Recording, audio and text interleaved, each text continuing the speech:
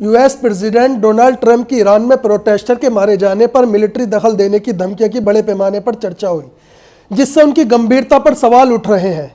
पिछले शुक्रवार को ट्रंप ने कहा था, जब भी ईरानी अधिकारी ईरान में प्रदर्शनकारियों पर गोली चलाना शुरू करेंगे तो अमेरिका उनकी मदद के लिए तैयार और इंतजार कर रहा है। इन बयानों की गंभीरता इनके दिए जाने के एक दिन बाद और भी गंभीर हो गई, जब यूएस मिलिट्री ने ईरान के सहयोगी देश वेनेजुएला की राजधानी में एक ऑपरेशन किया, जिसके आखिर में देश के प्रेसिडेंट मादुरो और उनकी पत्नी सिलिया फ्लोरेस को हिरासत में ले लिया गया और उन्हें क्रिमिनल चार्ज का सामना करने के लिए अमेरिका लाया गया।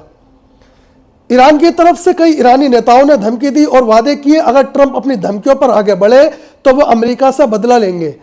आर्मी कमांडर आमिर हतामी ने कहा कि बिना जवाब दिए इन धमकियों को जारी रखना बिल्कुल बर्दाश्त नहीं किया जाएगा और कहा, अगर दुश्मन कोई गलती करता है तो ईरान का जवाब किसी भी हमलावर के हाथ काटने में अहम होगा। ईरानी सरकार ने मंगलवार को चेतावनी दी कि वह अमेरिका या इजराइल की उन कोशिशों का मुकाबला करने के लिए पहले से कदम उठाएगी जिनसे ईरान में अभी हो रहे बड़े पैमानों पर विरोध प्रदर्शनों का फायदा उठाने की कोशिश हो, जिससे सरकार की सुरक्षा को खतरा हो। इजराइल के प्रधानमंत्री बेंजामिन नेतन्याहू ने धमकी दी थी कि ईरान को अपना मिसाइल प्रोग्राम फिर से बनाने की इजाजत नहीं दी जाएगी।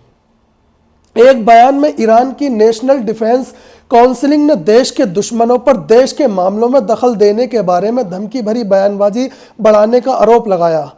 काउंसिल ने जोर देकर कहा कि ईरान का जवाब सिर्फ किसी कार्रवाई का इंतजार नहीं करेगा, बल्कि सुरक्षा समीकरण के हिस्से के तौर पर खतरे के ठोस संकेतों पर विचार कर।